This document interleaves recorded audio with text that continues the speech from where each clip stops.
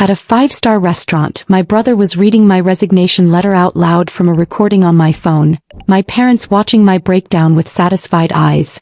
But when I quietly placed my envelope on the table, within seconds the same relatives who had come to witness my humiliation fell silent. "So this is your real face." My brother's voice echoed across the five-star restaurant. I was sitting in my chair. In front of me was a white tablecloth, crystal glasses, expensive perfume in the air, and my family. All of them had come for my farewell dinner. In reality, they had come to watch me fall apart. My brother raised his phone. "This is a recording. She's reading her own resignation letter. Everyone listen." I recognized it immediately. It was my voice. I had recorded that letter 2 weeks earlier, sitting alone at home practicing. I had been nervous. I was about to leave my corporate job. I hadn't told anyone yet. If you've ever been underestimated or humiliated in front of the people who should have supported you, stay with me, subscribe, and see how this night turned everything around. He read along as my recorded voice played. "I, Sarah Mitchell, hereby resign from my position effective immediately." A few people laughed. My cousin leaned toward her husband and whispered something. He smiled. My mom just looked at me. She seemed satisfied, like this was exactly what she had expected. My dad took a sip of water and avoided eye contact. "Are you kidding me?" I said quietly. "No, I'm not," my brother replied. "You thought we wouldn't find out? You're such a drama queen. You always do everything secretly." "That was private," I said. "How did you even get my phone?" He laughed. "You went to the bathroom. Face ID? You forgot I know your birthday." Someone at the table muttered, "Wow." He kept reading loudly. "I'm choosing peace over pressure." "Peace," he scoffed. "More like you got fired, right?" "I didn't get fired," I said evenly. "Then prove it." My parents stayed silent. No one defended me. My aunt leaned forward and said, "Honey, quitting a job these days isn't easy. You should have thought it through." "I did think," I said. But no one wanted to hear that. They were listening to my voice coming out of his phone like it was evidence that I had failed. My brother paused dramatically. "Ladies and gentlemen, our overachiever sister has finally quit. No more big office. No more big title." Someone clapped lightly. As a joke. I took a slow breath. I didn't cry. I just sat there and looked at them. This didn't start tonight. My brother Adam had always been like this. When we were kids, he used to say, "Mom always protects you." "That's not true," I would laugh. "You get straight A's, you get praised. I get compared." "There's nothing I can do about that," I'd tell him. Last year at Thanksgiving, he cornered me in the kitchen. "You're so lucky. 6-figure job. Downtown office. Company car. Must be nice." "It is nice," I said. "But it's stressful too." He laughed. "Stress? Try being average." I didn't take it seriously back then. I was busy. Meetings. School pickup lines. Walmart runs. Drive-through coffee at 7 a.m. 2 months ago he texted me, "Heard your company is downsizing. You safe?"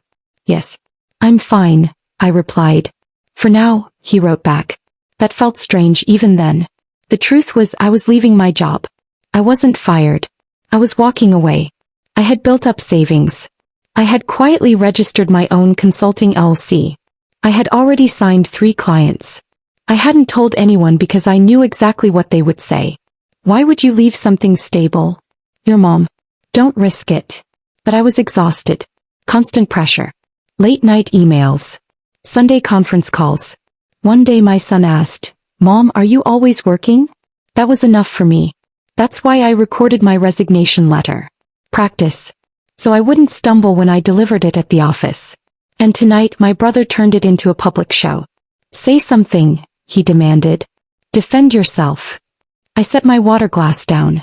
"You done?" "Not yet. Listen to this part." The next line played, "I'm ready to build something of my own." He laughed. "Build what?" "A bakery." A few people chuckled. "Adam, stop," I said calmly. "Why?" Embarrassed. I stood up slowly and picked up my purse. Everyone assumed I was leaving. My mom whispered sharply, "Sit down. Don't create a scene." "I'm not creating anything," I said. From my purse I pulled out a thick white envelope. I placed it quietly on the table. in front of Adam. He frowned. What's that? Open it. No more drama, Sarah. Open it. The table went silent. Even nearby tables were watching. He opened the envelope. The first page was my LLC registration. The second page signed contracts. The third, numbers.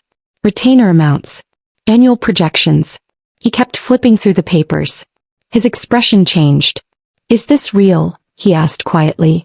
Yes, I said. 3 clients. One of them is your friend's company. They signed yesterday. He looked up sharply. What? You remember Jason? You told him I was making an unstable decision. He called me himself. Turns out he prefers working with someone professional. For the first time that night, my dad looked directly at me. You already have income? More than my old salary, I said. And no boss. My cousin whispered, oh. Adam shuffled the papers. This doesn't mean. It means I didn't quit because I failed. I cut in. I quit because I planned.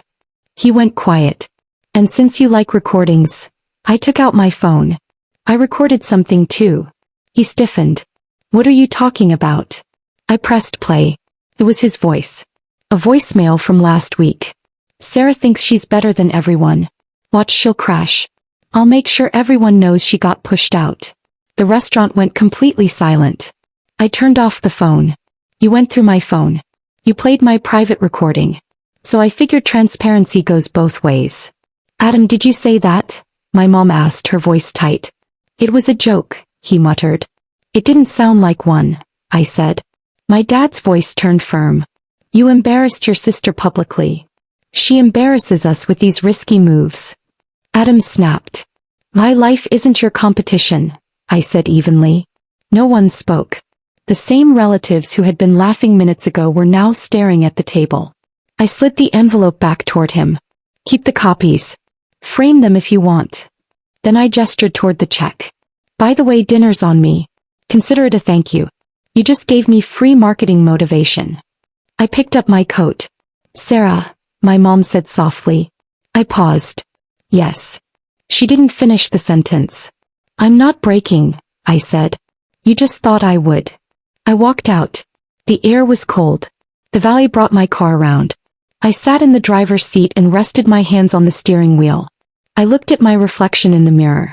I was fine. A text notification popped up from an unknown number. Hi Sarah, heard about your consulting launch. We'd love to schedule a call. I smiled slightly and started the engine. The family group chat has been quiet ever since. Adam hasn't posted anything. Mom sent one message, call me when you can. I haven't called yet. I'm busy. Client meetings. School pickups. Grocery runs. The only difference now is that I don't explain myself to anyone. And whenever I think about that restaurant, I remember this. They came to watch me fall apart. For a few seconds they thought they had won. Then I placed an envelope on the table. And everything changed. If this story meant something to you, if you've ever had to prove your strength in silence, please take a moment to like and subscribe. Your support truly matters and helps these real, raw stories reach more people who need them. Thank you for reading and standing with me until the very end.